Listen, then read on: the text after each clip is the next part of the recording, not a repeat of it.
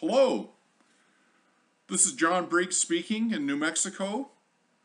Thank you so much for attending this presentation, The Significant Influence of the Amateur Telescope Making Movement in the United States. Here's what I hope to cover. Some early figures in the history of American telescope making, Alvin Clark and Sons, Warner and Swayze, and George W. Ritchie. And then the American telescope making movement, including Russell W. Porter, the Stellafane Observatory and Convention, the amateur telescope makers of Boston, and how all these things led to developments in 20th century optics around Boston on Route 128. So here in Magdalena, New Mexico, I run a facility that we call the Astronomical Lyceum. It's an informal museum, library, headquarters for Magdalena Astronomical Society, our local astronomy club, and workshop for various telescope refurbishment projects. But it's a big collection in here, and would you believe that in our collection of artifacts we have something that even relates to New England section of the Optical Society of America and one of your founding members. Let me show you. Now, you know, I really shouldn't assume that everybody listening would even recognize this, because optics has grown to become such a wide and diverse field. And although I was a physics major in college all too long ago, there are so many things happening in optics nowadays related to advanced lasers and all manner of things that I have got to admit I know nothing about. A lot of folks involved in these new aspects of optics don't know some of these more old-fashioned things that have always attracted my attention, like telescope mirrors. This is, in fact, a 12-inch diameter Newtonian reflecting telescope primary mirror. Let me show you more. For those of us familiar with telescopes, especially folks who have grown up with them and enjoyed using them, and some of us who have even tried our hand in optical fabrication in recent decades, this is a very recognizable artifact. You can tell from the swirls looking at the back of the mirror blank here that this is an old classic Pyrex mirror blank. That's just how they looked. And now I have taped on it an envelope with a little bit of historical information, because I won't be around forever, and I'd like people to remember something related to this particular old 12.5-inch mirror. Here's what it says inside the envelope. 12.5-inch Pyrex mirror made by Arthur G. Falzer, if I'm pronouncing that right, circa 1949, at the age of 12. Given to John W. Briggs, that's me, December 2020, when Mr. Falzer was about 83. Teaching Falzer was Chester Cook, quote, a piano teacher in Lexington, unquote, associated with the amateur telescope makers of Boston and Harvard College Observatory.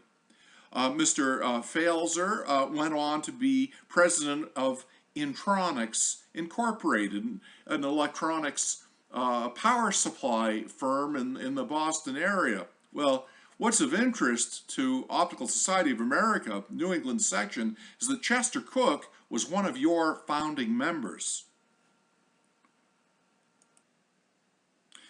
Now, my hastily recorded little note there made note of some history, and it was edited thanks to information I learned from your organization. What was it like for amateur astronomers in earlier days, before a 12.5-inch Newtonian reflector was quite a significant instrument. Well, back, say, in the early 1800s, a backyard telescope would have looked more like this one that was signed Burge, London, Late Ramsden. This instrument, about a 2¼ inch refractor, was made circa 1805. Now, maybe back in the early 1800s, someone could not have aspired easily to a 12½ inch aperture telescope like Chester Cook made in the late 40s. He might, however, have aspired moving up an aperture to maybe a 4-inch like this Gregorian reflector, but in this case, the optics would have been made of speculum metal alloy, a mixture of copper and tin. This one was signed Tully and Son, Istington, London. The thing is, in the early to middle 1800s, almost all the instruments available would have been made in Europe. However, things were beginning to change. But in 1847, what was still the state of the art? Well, the 15-inch aperture refractor at Harvard College Observatory, dedicated in 1847, it had been imported from Germany at tremendous expense, and for observational astronomy, this telescope defined the state of the art in the middle 1800s. Let's make it real by looking at this contemporary image that I have to admit I did not record. I love the image, but I got this image off the internet. This 15-inch refractor at Harvard still survives, thank goodness. But here's a story. In 1844, not so far away from this observatory in Cambridge, there was a portrait painter named Alvin Clark, and by 1844, his son came home with a project suggesting to his father, let's try building a telescope, because we broke a dinner bell at school, and if we could melt down the bell fragments, the kid said to his father, maybe we can cast a mirror blank like that speculum alloy, and we can make our own reflecting telescope. Can we give it a try? And that was George Bassett Clark making the suggestion to his father, Alvin Clark, and Mr. Clark said, yes, let's try.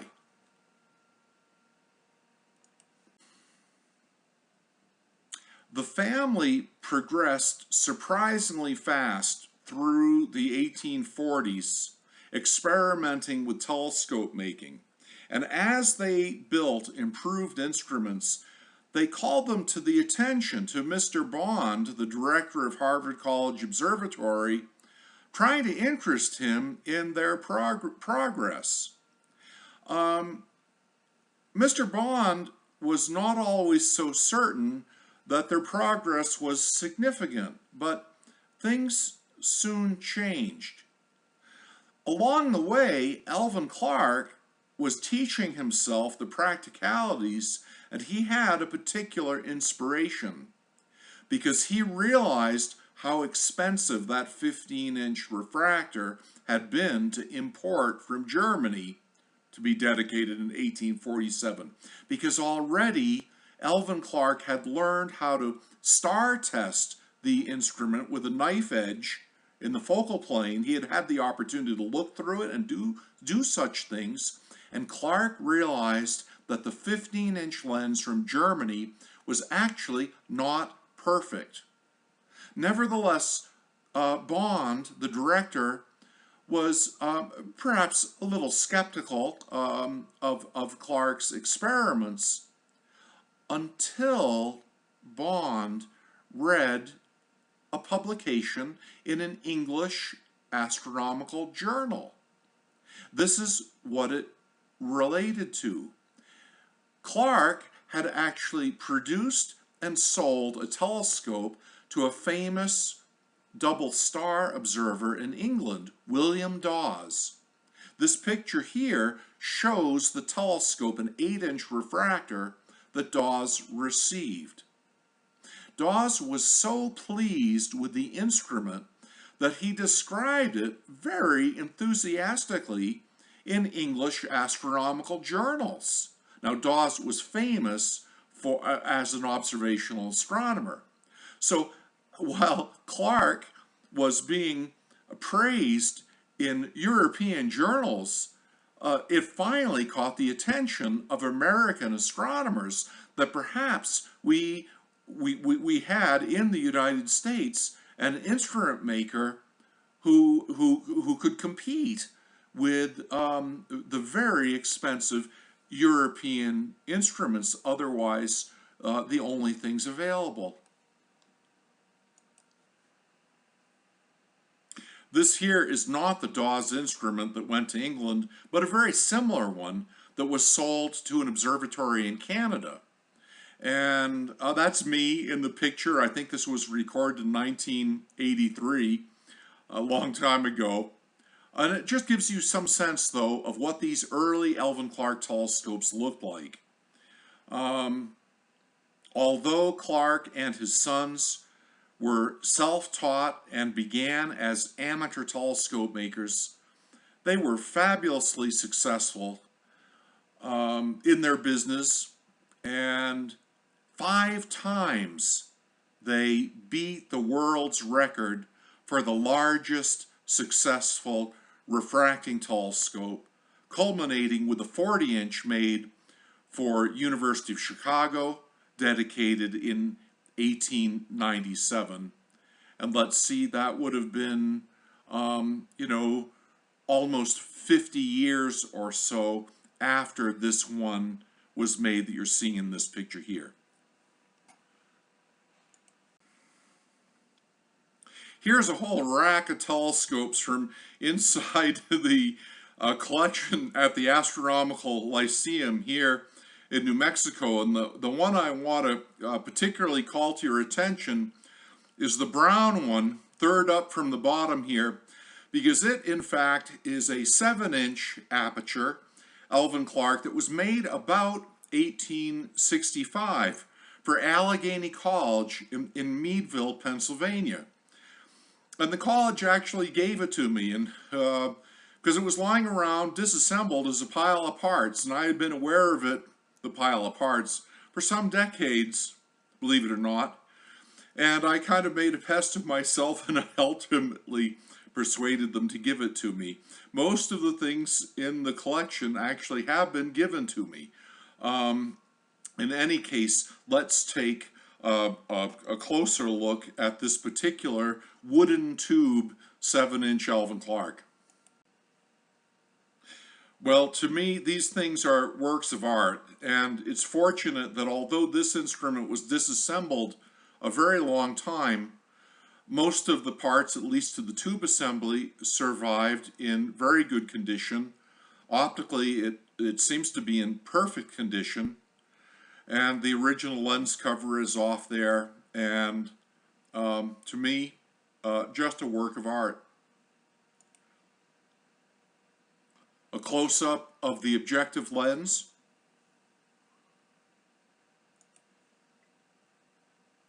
A close-up of the lens disassembled for examination and testing.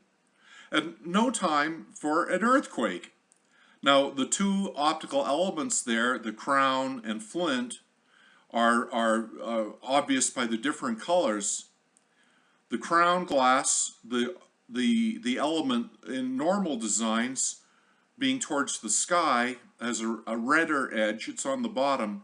The denser flint glass element is thicker, kind of greener, isn't it? And it's on the top. And this is just how the optical elements are disassembled from the cell with the retaining ring removed. Notice how each of the optical elements, particularly the flint, the thicker one on the top, it has a kind of a waistline of a marking, almost as though someone marked it with the edge of a pencil or something. That's where the glass was in contact with the brass cell. Because you see, although you can't tell in this picture, each of the elements is ever so slightly barrel shaped.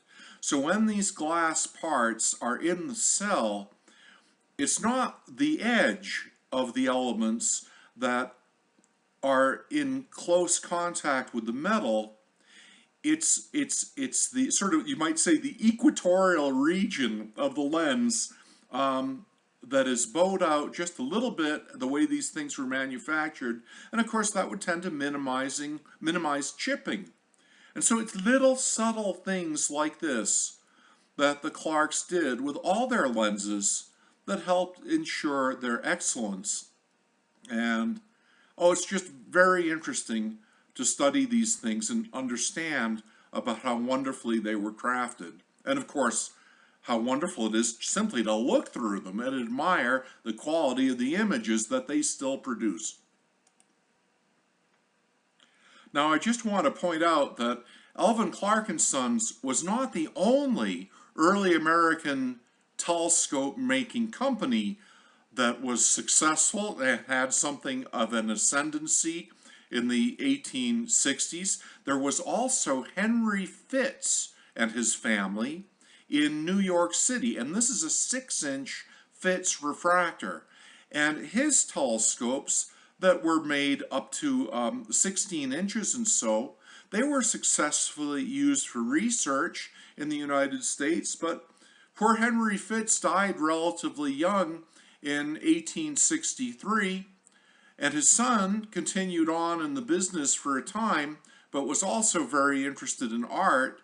And so Fitz telescopes were not so record-breaking as the Clark family instruments were, but many of them were nevertheless important in their own right. So I can't resist at least mentioning him in passing. And again, to me, they were all beautiful works of art. This one, for some time, was used at Trinity College in Hartford, Connecticut. Old telescopes keep coming out of the woodwork, showing up on eBay and such places. They're not always in good condition, or at least they're waiting to be cleaned up lovingly if they deserve it. But sometimes they're sort of nondescript looking, at least at first glance. This is a 3.5-inch that came up on eBay not so long ago, and it was not terribly expensive, at least to eccentrics like me. This here, though, is what makes this 3.5-inch special. It's how it's signed. Alvin Clark and Sons, Cambridgeport, Massachusetts, 1869. So, like many early scientific instruments, Clark telescopes were almost always beautifully signed. This one has a particularly wonderful signature. It's waiting to be cleaned up. And when it is cleaned up, it will look almost as valuable as what I had to pay for it. By the time the Clark family had succeeded making a refracting telescope as large as 18.5 inches, which was the first time they broke the world's record in size, it was about that time that they could afford to actually build a factory building specifically for their work.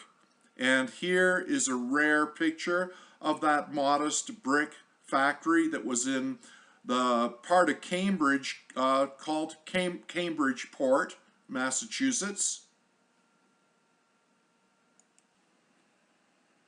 Here's an example of a Clark telescope that was made in 1875.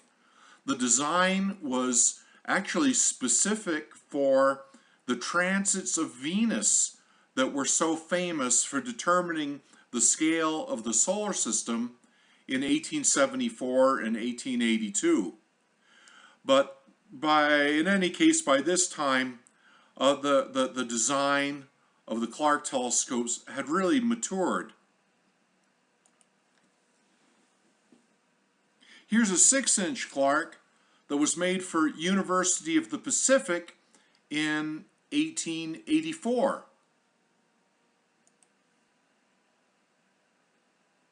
While the Clarks were most famous for the quality of their lenses, their mechanical workmanship, including the artistry of the people who worked for them, like Carl Lundin and other mechanicians, the artistry of the mechanical parts was wonderful as well. The classic sort of observation made with instruments like these was measuring double stars to demonstrate the accuracy of Newton's laws of motion throughout the universe. And to make these measurements, one needed very elaborate crosshair eyepieces, filar micrometers.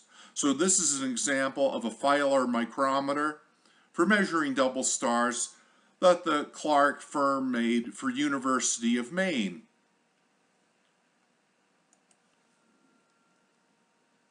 Here's the signature on an instrument that for years was used at Hebron Academy in Maine.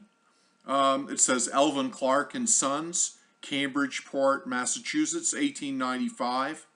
And the aperture on this was a little bit bigger than 6 1/4 inches, as I recall.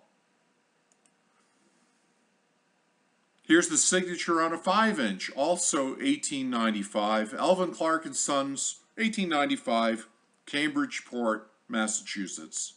Of course, these elegant signatures were powerful testimony for the pride of workmanship these folks had. And it is true that to collectors, Alvin Clark telescopes, there's like an irrational exuberance for them. They're really highly prized. They're like the Stradivarius of telescopes to enthusiastic amateur astronomers like me. Here's that 5-inch 1895 as the complete package, very typical of what what you might call a bread and butter telescope was, made by the Clarks and most popularly sold. Of course, these were expensive things. One could probably practically buy a small cottage for how much one of these telescopes cost back in its era.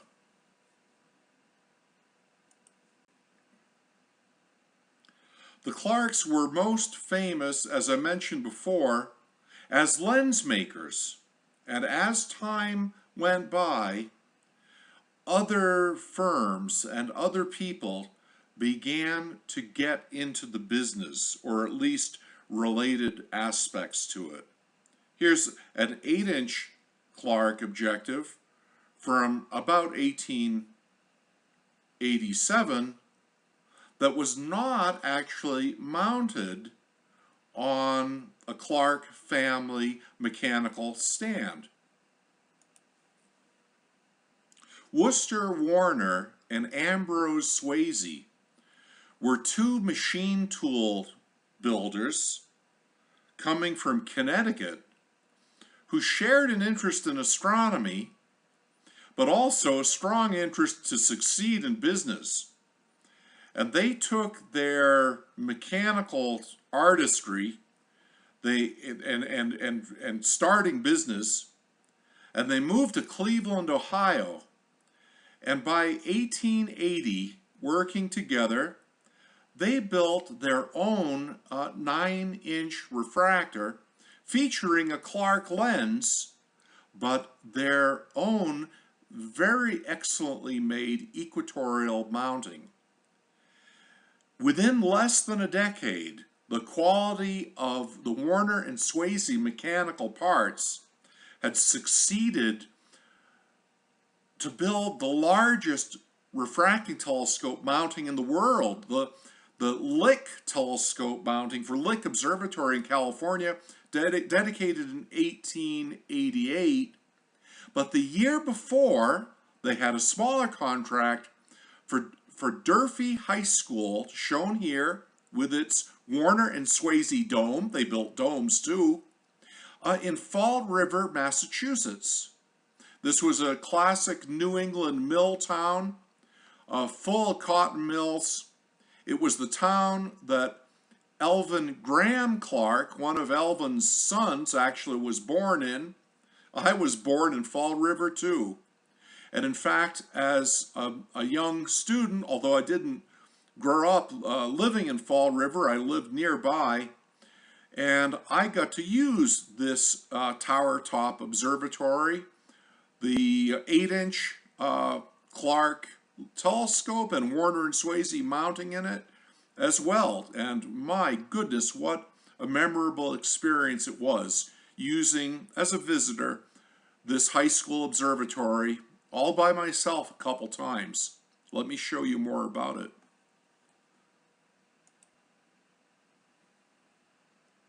Now, Warner and Swayze, although they were very gifted machine tool builders who specialized in things like turret lathes, they were nevertheless amateur astronomers. They just brought fabulous mechanical horsepower to the challenge of building a good telescope mounting. So this here is the 8-inch instrument that was originally at the Durfee High School, that's shown as it's currently mounted still in Fall River, Massachusetts. Let's take a look at some of the details. Look at the mechanical intricacy for the slow motions and the weight-driven clockwork that allowed the refractor to track the sky equatorially, keeping any target in the field of view. Another angle on the so-called equatorial head. The inclined axle you see there is the so-called polar axle that's set up to be parallel in space with the Earth's axis of rotation. The graduated dial not only has the coarse scale in hours there, but also a fine scale that you can only see in this photograph actually literally a silver band on the flat face of the circle that's read with a vernier scale that would allow the telescope to be pointed to a position corresponding to how much the Earth turns or how much the sky appears to turn in only about 5 seconds of time. The other coordinate would be graduated in units of degrees rather than angular time units. And typically the north-south degree scale with its vernier and magnifier to read the vernier would be graduated to read to an arc minute or something like that. The graduated circles on these early instruments were just part of their wonderful elegance. So while the graduated circles were the 19th century version of shaft encoders, the weight-driven drive inside the glass door here was the 19th century version of, say, a stepper motor and well-controlled circuit. It was amazing how weight-driven gravity clocks with flyball governors could regulate the speed of these early instruments for tracking the sky. When adjusted correctly, they work surprisingly perfectly. Good optics are not of much use unless they are mounted well, and that's why Warner and Swasey deserve similar credit to optical artists like Alvin Clark and Sons, among others, just on the basis of the mechanical excellence they contributed to the problem of early American observatories. By 1891, this 12-inch refractor was made for a private observatory in a part of Chicago called Kenwood. So it was Kenwood Astrophysical Observatory for a young man just fresh out of college, is fortunate to be from a wealthy family. The young man's name was George Ellery Hale. He was very passionate about astronomy, and his father helped him in his interest. His father was an elevator engineer, but the father respected the young man's earnest interest in astronomy. You can't argue with the father's support of the son admiring this picture of Kenwood Observatory there in Hale's backyard. Warner and Swasey mounting, Warner and Swasey Dome, spectacular observatory beyond the wildest dreams even of most college or university professors or academic departments to have a facility like this. But this was simply a backyard observatory, obviously very well equipped for 1891 when it was dedicated. But as it turned out, it was not wasted, not one little bit. I have to point out, to be fair, that in the case of Hale's Kenwood Observatory, the person responsible for the optical parts was not Alvin Clark or his sons. It was another early American optician named John A. Brashear, who, like so many of these people, also started as an amateur telescope maker. So here is a 15-inch lens, a spectacular artifact that was made by this Pittsburgh optician, John A. Brashear, and it was to Brashear that Hale turned for the optical parts at Kenwood Observatory. And it's beyond our ability to talk much about Brashear in this presentation, but he was yet another important figure who began by teaching himself how to get into this business, and he did so wonderfully successfully. Just as it is beyond our ability in this presentation to talk about Brashear's interesting life, we don't have time to talk too much about how Kenwood Observatory evolved into Yerkes Observatory of University of Chicago.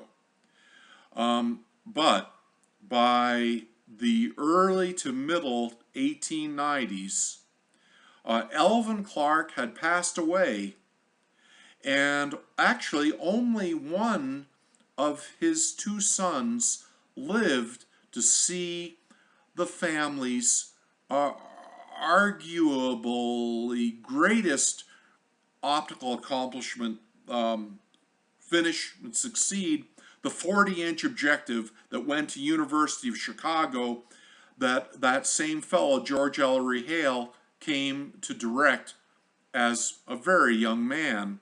Hale didn't waste his time terribly long with his backyard Kenwood Observatory before joining University of Chicago to see the construction of the Yerkes 40-inch, and it is here in a rare photograph from inside the Clark factory you see the mighty lens cell suspended in the chain hoist with opticians, Clark Corporation opticians. The fellow on the left is the only one we can identify now for sure, a fellow named Robert Lundin. And he was the son of Carl Lundin, and both father and son worked for the Clark concern for decades. But that's the Yerkes 40-inch objective, and this picture must be circa 1895 or 96, thereabouts. Now, I'm quite proud of that previous photograph because it was one, in a sense, you might say, discovered. And how did I do that? Well, I pointed out Robert Lundin, who had been on the left. Well, he had a daughter named Ruth Lundin, and I heard about her as an elderly woman, a lady living in Austin, Texas. In the 1980s, I tracked her down, and I expressed interest in her family and their optical history. And she said to me via correspondence, "So, dear Mr. Briggs, you brought back memories I haven't thought about in years. I have a scrapbook with pictures in it. I have nobody else to give them to. If you want them, here they are," because I sure wanted them. This here is a picture of Ruth Lundin, later known as Ruth Lundin Douglas. And those, I believe, are the lens elements to the Van Vleck Observatory 20-inch refractor that her father, Robert Lundin, made for Wesleyan University little bit after World War I. But I'm so grateful to have these photographs and be able to share them with you. Let's go back, though, to Yerkes Observatory of University of Chicago. Now, these are all famous photographs, but maybe not all of you have seen these. Let's go through them just quickly. The history of the creation of Yerkes is a terrific story. We can't go really into the details at all right now. But you see the lady there on top of the mound of dirt? I'm pretty sure that's the wife of George Ellery Hale, and she's walking a dog. And I believe that's Hale's dog, and that dog's name was Stella. Can't resist those details. Let's look, though, at this just mighty cathedral of science as it was under construction, finished in 1897. This is when the finished observatory was dedicated. So we can imagine this picture here might have been circa 1895 or 1896. Warner and Swayze had the contract for the mighty dome. Look at the man standing in the framework, 90 feet in diameter. Warner and Swayze also responsible for the mounting for the 40-inch lens coming from the Alvin Clark and Sons firm, as you'll see. Installing the giant equatorial mounting by Warner and Swayze involved amazing rigging, huge iron castings, and I would say arguably courageous men.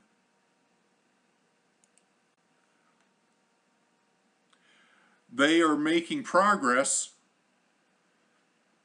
Where the power was coming from to lift these castings up and place them, steam, animals, Egyptians, yeah, you tell me. The tube assembly going into place, considerably out of balance right now. Here we see nearly the entire tube assembly, but the lens is not attached. Many of the accessory parts are not attached, so only 4 of the huge iron counterweights have been installed on the threaded axle on the left-hand side of the picture. Look at the spiral staircase there, allowing operators to get up to the top of the equatorial head. It's a cast iron spiral staircase. The focal length of this 40-inch lens is about 63 feet, so it was designed to operate at close to f/19. Suddenly, it was finished. Hale was still a very young man, finding himself director of arguably the greatest observatory on Earth, and it was about to be dedicated in 1897. The small dome in the back of the building is actually the Kenwood Dome. To grease the deal with the donor for University of Chicago, the Hale family donated the Kenwood Dome and 12-inch refracting telescope to make it seem all the more agreeable to Charles T. Yerkes to pay for everything else. Assembled and installed.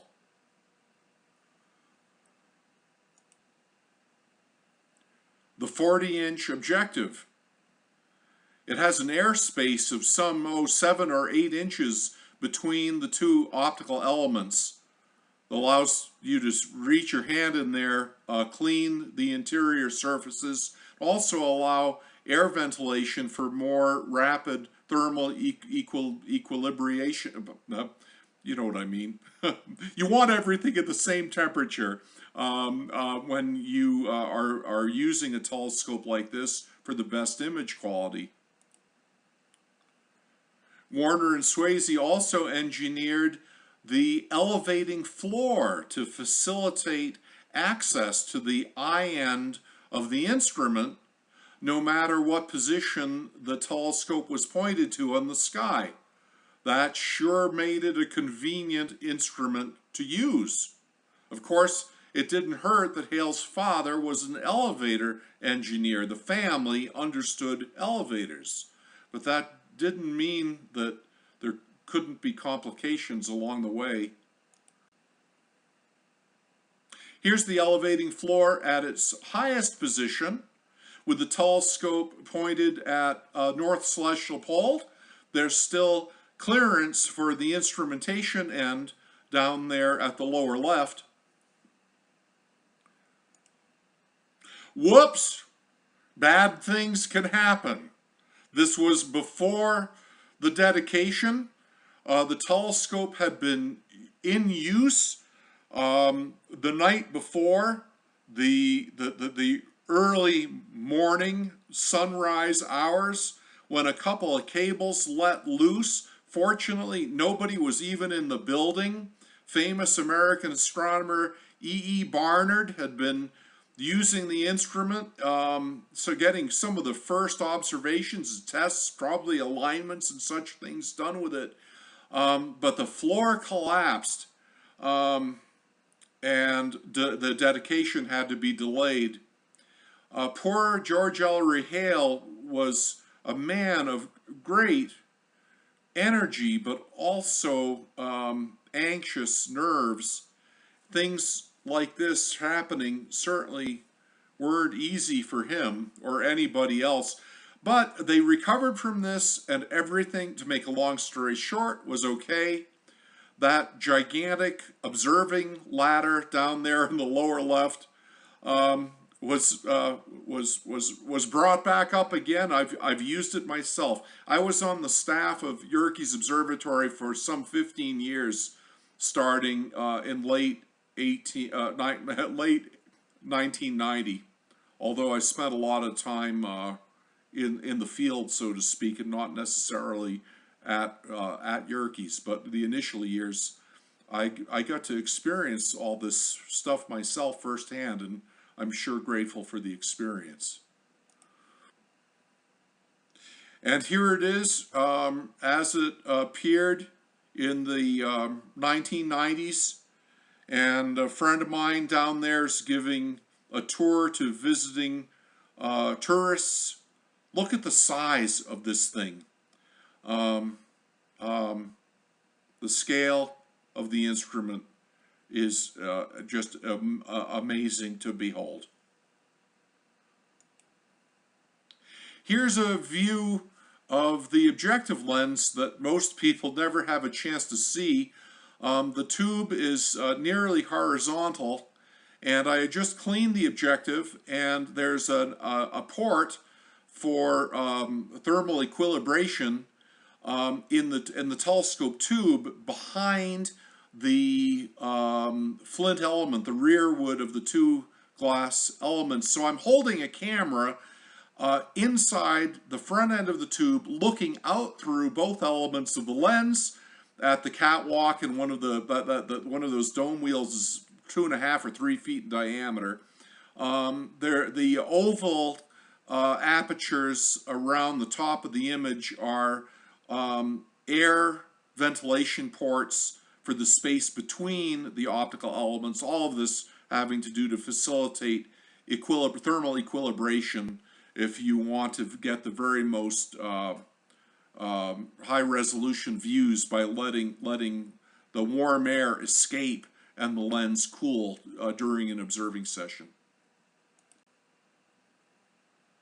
This shot here shows a roll-off roof section of Yerkes Observatory that Hale designed to really facilitate early solar observing experiments. The idea being to set up a heliostat, a tracking mirror here, to create a horizontal sunbeam, and then a very long focus solar telescope going down a hallway in the attic of the building. But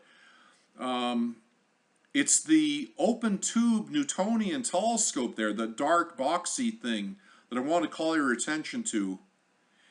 I believe this is a test mounting, a simple altazimuth arrangement for George Ritchie's 24-inch that became so famous. Ritchie was the optician who went on to make the mirrors for Mount Wilson, the 60-inch and the 100-inch.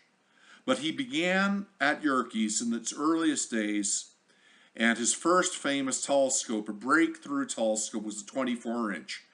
That's what I think we see here before its equatorial mounting was made. Now, there's a chance it is in fact a Kelver mirror, an 18-inch, that survives at Illinois Wesleyan University, made in England by Kelver, that I know Hale had access to and experimented with. But I wish I knew for absolute sure that it's the Ritchie mirror, just because it would be cool to see it in its earliest days being tested. But there are a lot of little mysteries like this that are fun to try to learn about. But so forgive my babbling on so long about it. In any case, here's the 60-inch mirror blank imported from France that Ritchie began working on in the basement of Yerkes Observatory before Hale moved to Mount Wilson after a surprisingly fleeting time at University of Chicago under the cloudy skies of Wisconsin, where Yerkes is located. But Ritchie began work on the mighty 60-inch. The mirror blank had been purchased privately by Hale's father. Obviously, his father was very supportive and very proud of his son's scientific and optical interests. Although the optical work in the 60-inch, I believe, was finished in California, the machine involved was one and the same, starting at Yerkes. This picture could very well date from the early days of rough grinding at Yerkes, and I believe it's appropriate to call it a Draper-style grinding machine, but it's what Ritchie designed and built and became so expert doing. The clever machine now allowing the mirror to be tested vertically for testing, for Foucault testing and the like. Almost always, whether the pictures are dating from Yerkes or the later Mount Wilson era, the photographer always had a chair for human scale in the field of view. Gotta love it. Here we are at Mount Wilson. The larger dome is what came to house the successful 60-inch, considered the grandfather or great-grandfather of all modern reflecting telescopes. That's something that's frequently said. The little dome houses a 6-inch Warner and Swayze refractor that I've used a lot over the years. It's a wonderful place. Thank goodness Mount Wilson survived the recent fire. Ritchie, you know, we remember him as an important optician, but Ritchie liked to fancy himself as an astrophotographer. Doing the optics for him was merely a stepping stone for what I believe he considered the most important thing was the astrophotography that the instruments would allow. And he was as great an imaging astronomer as he was an optician. But it's almost as though his optical accomplishments have eclipsed the significance of his pioneering photography. He really visualized the photography all through his optical work, I believe it's fair to say. Ritchie had been teaching shop, as I recall, at a high school in the Midwest before he linked up with Hale. And in any case, somehow they made the connections and one thing led to another. And it all, through Yerkes Observatory, led to the 60-inch shown here at Mount Wilson. This is a picture by my friend Steve Padilla, who to this day is the observer, ongoing observer in his retirement with the 150-foot solar tower there. And that's actually me standing beside the 60-inch because I got to work at Mount Wilson in the late 1980s as an observer with this telescope for a long-running spectrophotometry project on chromospherically active stars. I was just a telescope operator, but same project all night long, relatively small set of target stars, but I'm awfully grateful I had the experience to live and breathe there at Mount Wilson because I've fond memories now. Here's what the Mount Wilson 60-inch looks like today. It's no longer being used regularly for research, but it has a very active education outreach program, thank goodness. There's so much more I'd like to say about Mount Wilson, but we just don't have the time in this program. But this is my friend Larry Webster, who's still on the staff there. At this time in his life, he was the chief solar observer. He's operating a coelostat tracking mount at the top of the 150-foot solar tower, and that's the dome to the 100-inch reflector in the background, of course, with the mirror, primary mirror, also figured by George Ritchie. Hale was always looking ahead. No matter what his accomplishments were of the moment, he was always looking ahead. And although he never lived to see it finished, I'm not even sure he ever visited the site or grounds, come to think of it. But he was looking ahead to the 200-inch at Palomar, which of course was ultimately named in his honor.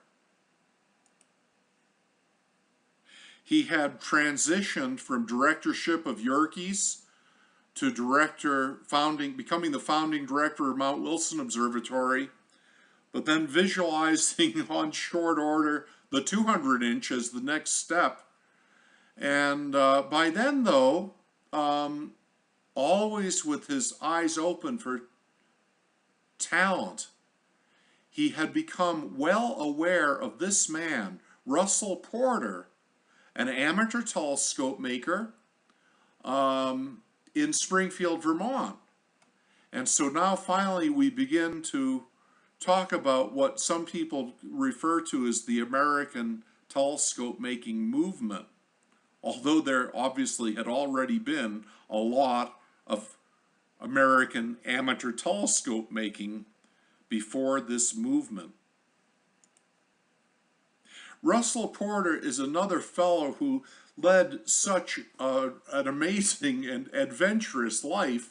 It's just criminal to mention him without being able to go into many of the details of the extraordinary things he did. But by the time Hale reached out to him to join the staff of folks working on the Palomar project, Porter had become particularly famous for his draftsmanship, extraordinary draftsmanship, technical drawings, and telescope design insight that just reflected his broad talents as a true Renaissance man, an artistic genius.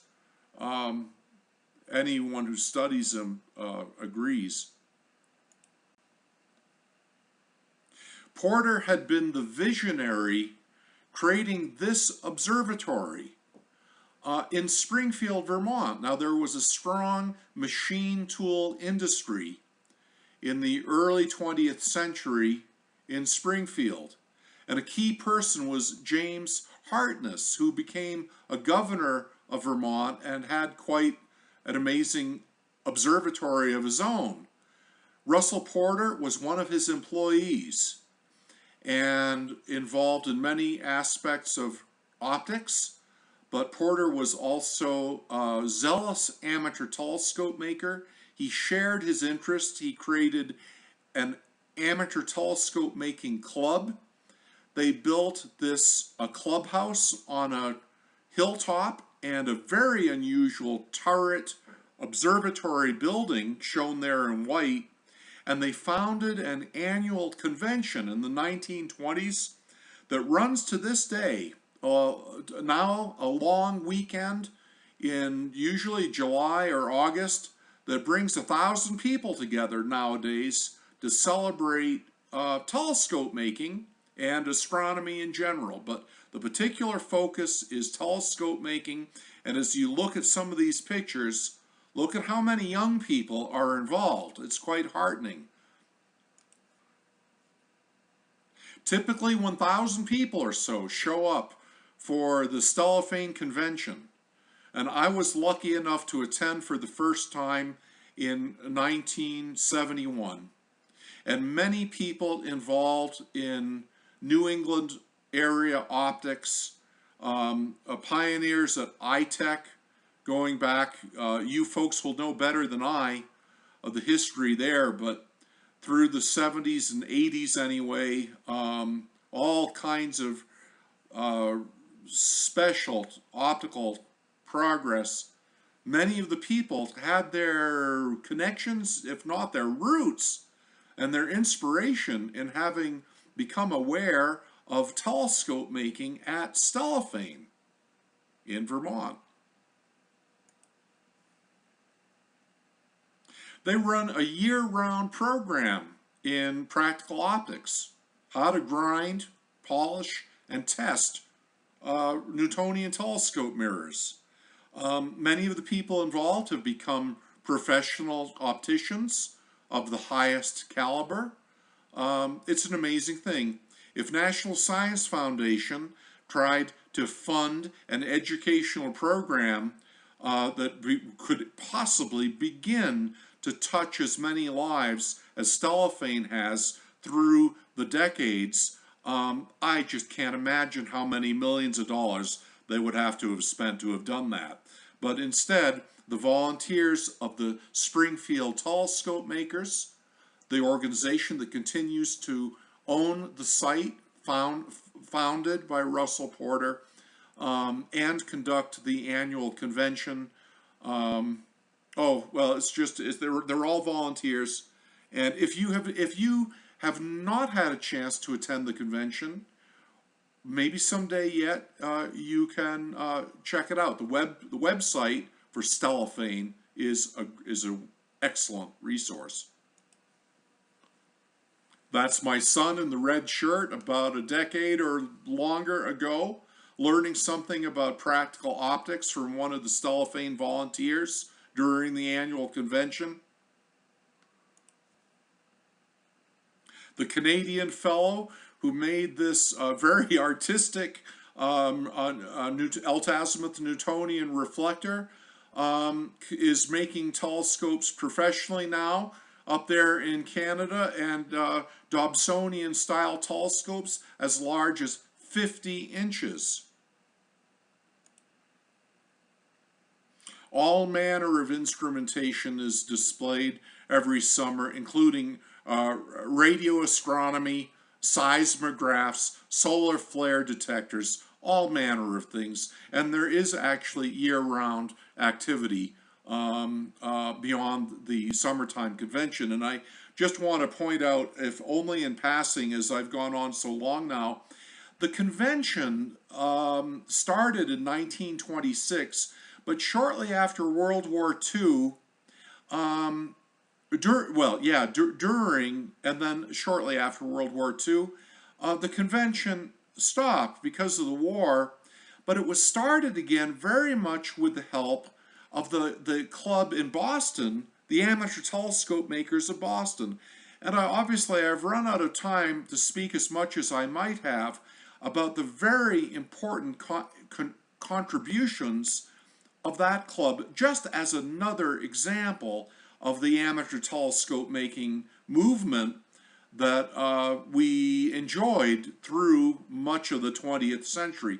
But if it had not been for some of the folks in the Boston Amateur Telescope Makers helping the folks up in Vermont reinvigorate this convention, well, it might not be anywhere near so strong today as it might have otherwise, but this interest has certainly endured thanks to the dedication of many people who really love this activity. I should wrap it up quickly now, but let me show you a few pictures of the very unusual Porter turret telescope dedicated in 1930.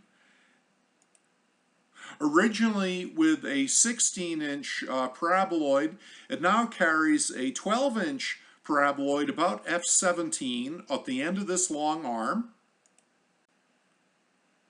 The arm pivots equatorially with the large dome turret there, which is aligned to the Earth's equator and, of course, the North Celestial Pole.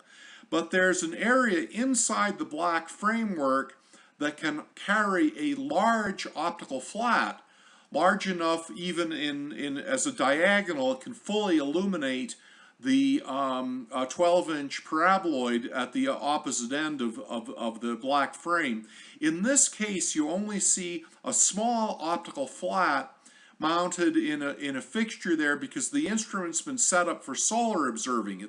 The paraboloid is not being illuminated at full aperture, but maybe only about a 5-inch aperture in this daytime setup.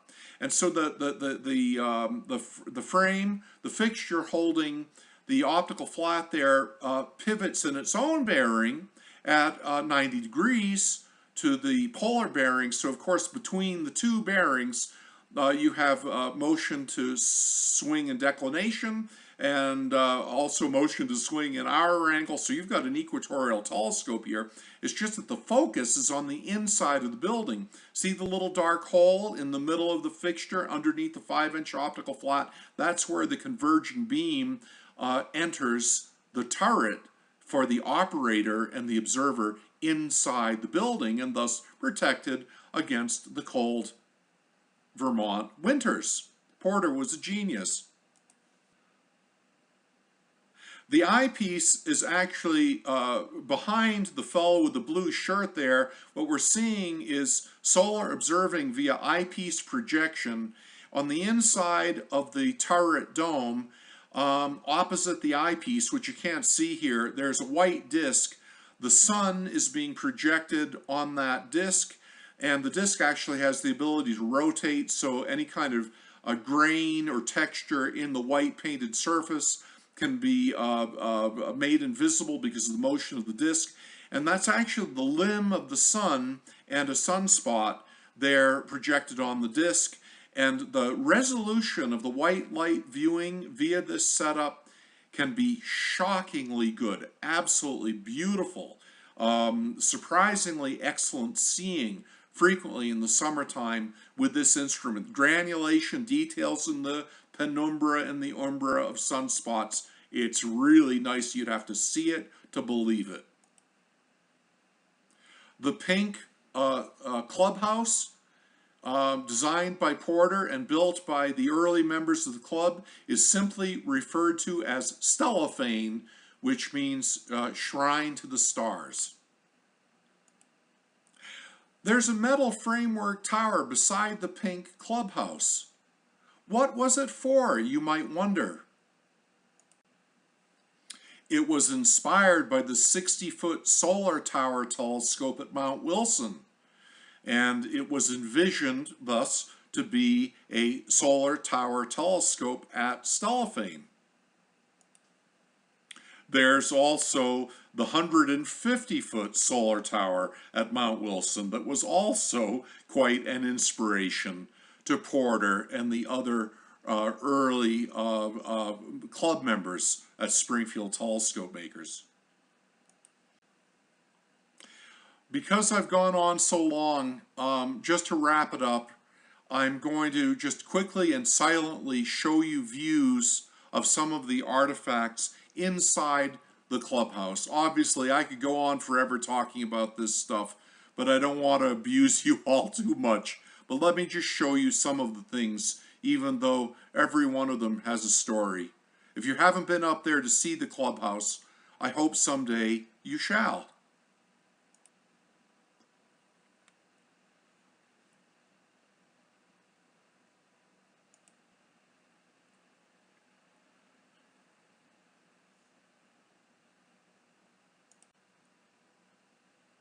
This is a scene, early silvering of the 100-inch at Mount Wilson in a painting in the clubhouse.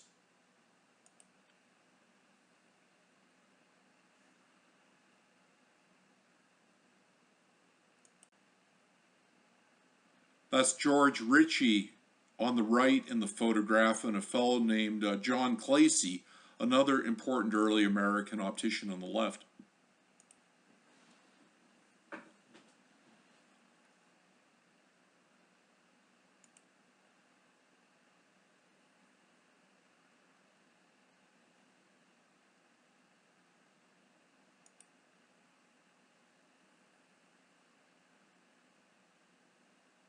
Notice the characteristic curves on the top of the handles on the drawer from Foucault testing of paraboloids.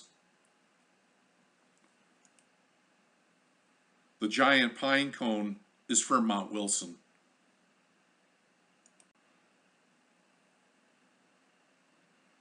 A cartoon by Russell Porter, who was famous for his drawings and his humor, is talking about eating bunny rabbit at Stellafane. I've eaten a lot at Stellafane, but never rabbit, at least never knowingly. The place is simply a time capsule.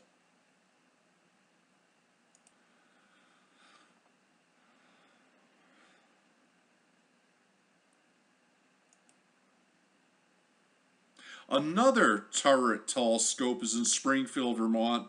The even earlier James Harkness turret telescope with a 10-inch lens, figured by John Brashear, is another astronomical attraction there since Springfield, Vermont.